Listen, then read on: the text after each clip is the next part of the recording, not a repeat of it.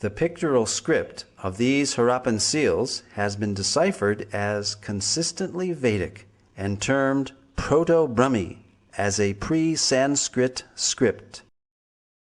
This piece of pottery from the lowest level of Harappan excavations with pre-Harappan writing is deciphered as Ila Vartate Vara, referring to the sacred land bounded by the Saraswati River, described in the Rig Veda. Additionally, other archaeological finds are culturally consistent, such as the dancing girl, whose bracelets are similar to those worn by women of northwest India today, and the 3 stone Shiva lingas found in Harappa by M.S. Vats in 1940.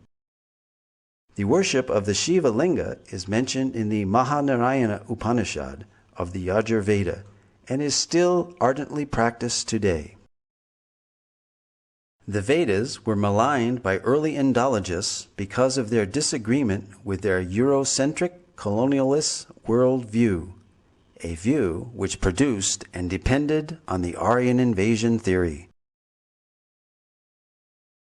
The fact that the Aryan invasion theory has been seriously challenged recently by scholars and Indologists adds credence to the Vedas as viable, accurate, and indigenous sources of information.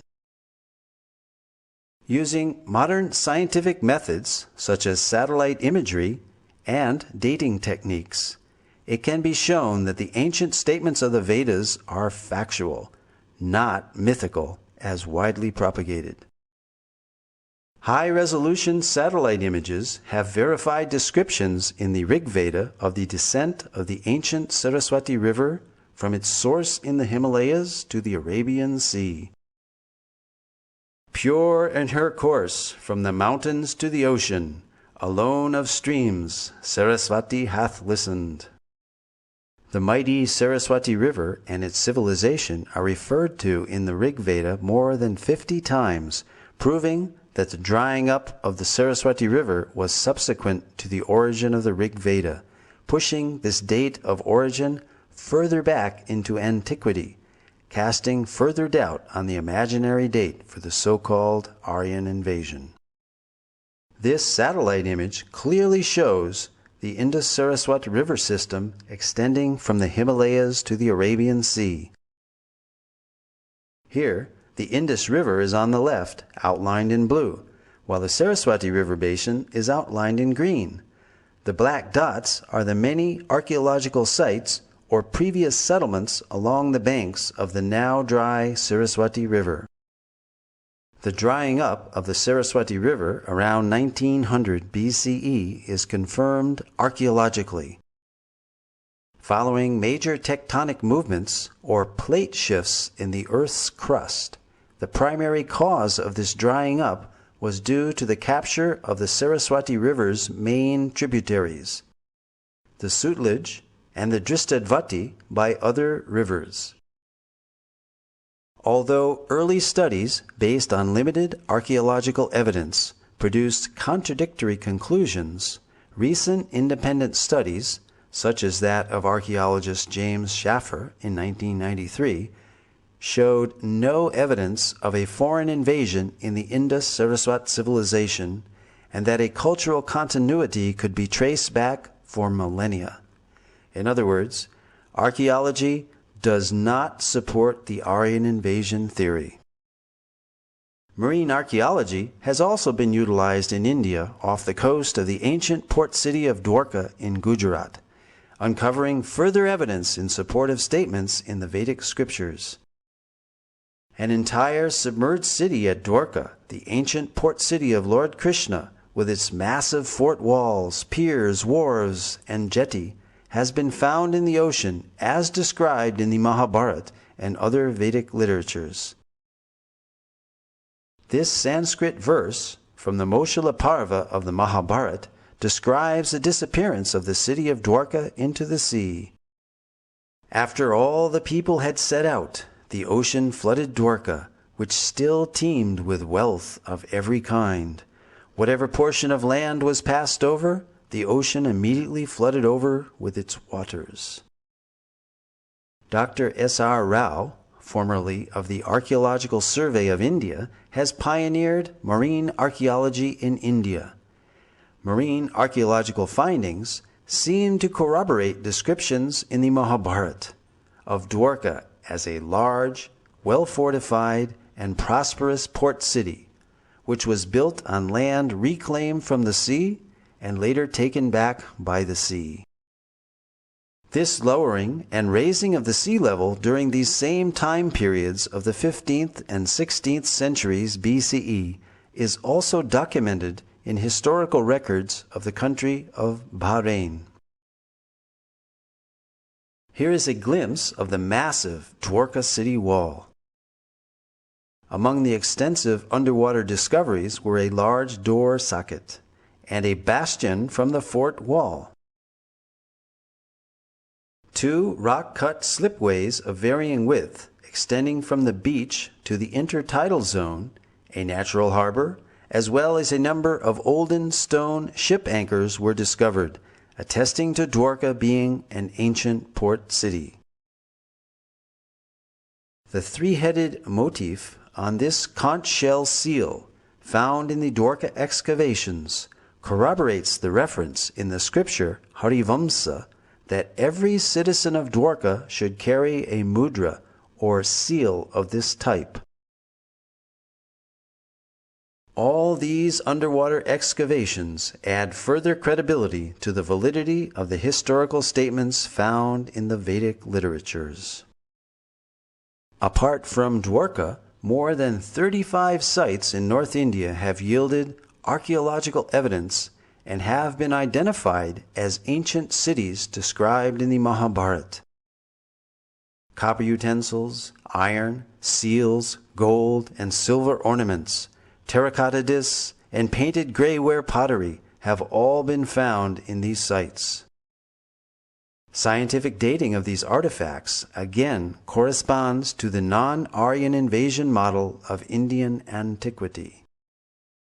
Furthermore, the Matsya and Vayu Puranas describe great flooding which destroyed the capital city of Hastinapur, forcing its inhabitants to relocate in Kaushambi. The soil of Hastinapur reveals proof of this flooding. Archaeological evidence of the new capital of Kaushambi has recently been found, which has been dated to the time period just after this flood. Similarly, in Kurukshetra, the scene of the great Mahabharata war, iron arrows and spearheads have been excavated and dated by thermoluminescence to 2800 BCE, the approximate date of the war given within the Mahabharata itself. The Mahabharata also describes 3 cities given to the Pandavas, the heroes of the Mahabharata, after their exile: Paniprastha, Sonaprastha, and Indraprastha, which is Delhi's Puranakela. These sites have been identified and yielded pottery and antiquities which show a cultural consistency and dating consistent for the Mahabharata period, again verifying statements recorded in the Vedic literatures. Although early Indologists in their missionary zeal widely vilified the Vedas as primitive mythology, many of the world's greatest thinkers admired the Vedas as great repositories of advanced knowledge and high thinking. Arthur Schopenhauer, the famed German philosopher and writer, wrote that I encounter in the Vedas deep, original, lofty thoughts, suffused with a high and holy seriousness. The well-known early American writer Ralph Waldo Emerson read the Vedas daily. Emerson wrote, I owed a magnificent day to the Bhagavad Gita. Henry David Thoreau said, in the morning I bathe my intellect in the stupendous philosophy of the Bhagavad Gita, in comparison with which our modern world and its literature seems puny and trivial. So great were Emerson and Thoreau's appreciation of Vedantic literatures that they became known as the American Transcendentalists. Their writings contain many thoughts from Vedic philosophy. Other famous personalities who spoke of the greatness of the Vedas were Alfred North Whitehead, British mathematician, logician, and philosopher, who stated that Vedanta is the most impressive metaphysics the human mind has conceived. Julius Robert Oppenheimer, the principal developer of the atomic bomb, stated that the Vedas are the greatest privilege of this century. During the explosion of the first atomic bomb, Oppenheimer quoted several Bhagavad Gita verses from the 11th chapter, such as, "Death I am, cause of destruction of the worlds." When Oppenheimer was asked if this is the first nuclear explosion, he significantly replied, "Yes," in modern times, implying that ancient nuclear explosions may have previously occurred. Lin Yutang, Chinese scholar and author, wrote, "India was China's teacher in trigonometry, quadratic equations, grammar, phonetics, and so forth." Francis Voltaire stated, "Everything has come down to us from the banks of the Ganges." From these statements we see that many renowned intellectuals believed that the origin of scientific thought was the Vedas. The Vedic literatures contain descriptions of advanced scientific techniques, sometimes even more sophisticated than those used in our modern technological world. Modern metallurgists have not been able to produce iron of comparable quality to the 22-foot-high iron pillar of Delhi, which is the largest hand-forged block of iron from antiquity. This pillar stands as mute testimony to the highly advanced scientific knowledge of metallurgy that was known in ancient India. Cast in approximately the 3rd century BCE, the 6.5-ton pillar over 2 millennia has resisted all rust and even a direct hit by the artillery of the invading army of Nadir Shah during his sacking of Delhi in 1737. Vedic cosmology is yet another ancient Vedic science which can be confirmed by modern scientific findings, and this is acknowledged by well-known scientists and authors such as Carl Sagan and Count Maurice Maeterlinck, who recognize that the cosmology of the Vedas closely parallels modern scientific findings. Carl Sagan stated, "Vedic cosmology is the only one in which the time scales correspond to those of modern scientific cosmology." Nobel laureate Count Maurice Maeterlinck wrote of a cosmogony which no European conception has ever surpassed. French astronomer Jean-Claude Bailly corroborated the antiquity and accuracy of the Vedic astronomical measurements as more ancient than those of the Greeks or Egyptians, and that the movements of the stars calculated 4,500 years ago does not differ by a minute from the tables of today. The 90-foot-tall astronomical instrument known as Samrat Yantra, built by the learned king Suwai Jai Singh of Jaipur, measures time to within 2 seconds per day. Cosmology and other scientific accomplishments of ancient India spread to other countries along with mercantile and cultural exchanges. There are almost 100 references in the Rig Veda alone to the ocean and maritime activity. This is confirmed by Indian historian R.C. Majumdar, who stated that the people of the Indus-Saraswat civilization engaged in trade with Suma and centers of culture in Western Asia and Crete.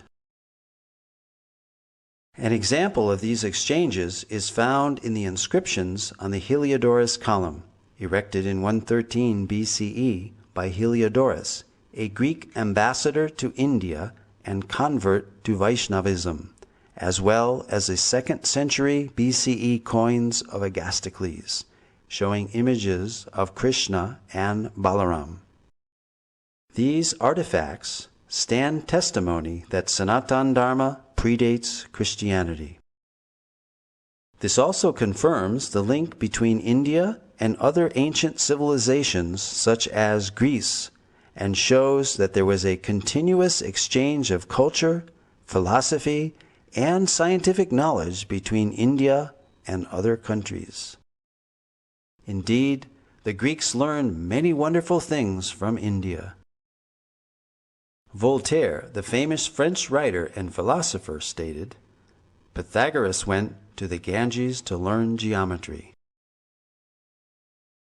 Abraham Seidenberg, author of the authoritative History of Mathematics, credits the Sulba Sutras as inspiring all mathematics of the ancient world, from Babylonia to Egypt to Greece. As Voltaire and Seidenberg have stated, many highly significant mathematical concepts have come from the Vedic culture, such as the theorem bearing the name of the Greek mathematician Pythagoras is found in the Shatapatha Brahmana, as well as the Sulba Sutra, the Indian mathematical treatise written centuries before Pythagoras was born. The decimal system, based on powers of 10, where the remainder is carried over to the next column, first mentioned in the Taittiriya Samhita of the Black Yajurveda. The introduction of 0 as both a numerical value and a place marker. The concept of infinity. The binary number system, essential for computers, was used in Vedic verse meters. A hashing technique similar to that used by modern search algorithms such as Google's was used in South Indian musicology. From the name of a raga, one can determine the notes of the raga from this Katapayadi system. The Vedas, however, are not as well known for presenting historical and scientific knowledge as they are for expounding subtle sciences such as the power of mantras. We all recognize the power of sound itself by its effects, which can be quite dramatic. Here, a high-pitched frequency shatters a drinking glass. So, we can easily understand that loud sounds can produce substantial reactions. It is commonly believed that mantras can carry hidden power, which can in turn produce profound effects. The ancient Vedic literatures are full of descriptions of weapons being called by mantra. For example, many weapons were invoked by mantra during the epic Kurukshetra war, wherein the Bhagavad Gita itself was spoken.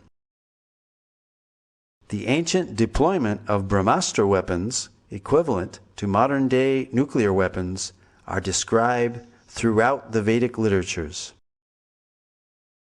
Additionally, mantras carry hidden spiritual power which can produce significant benefits when chanted properly. Indeed, the Vedas themselves are sound vibrations in literary form and carry a profound message.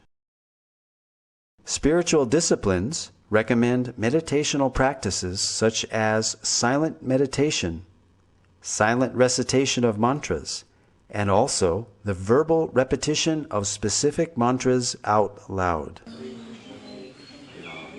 A clinical test of the benefits of mantra chanting was performed on 3 groups of 62 subjects, males and females of average age 25. They chanted the Hare Krishna Maha Mantra 25 minutes each day under strict clinical supervision. Results showed that regular chanting of the Hare Krishna Maha Mantra reduces stress and depression and helps reduce bad habits and addictions. These results formed a PhD thesis at Florida State University.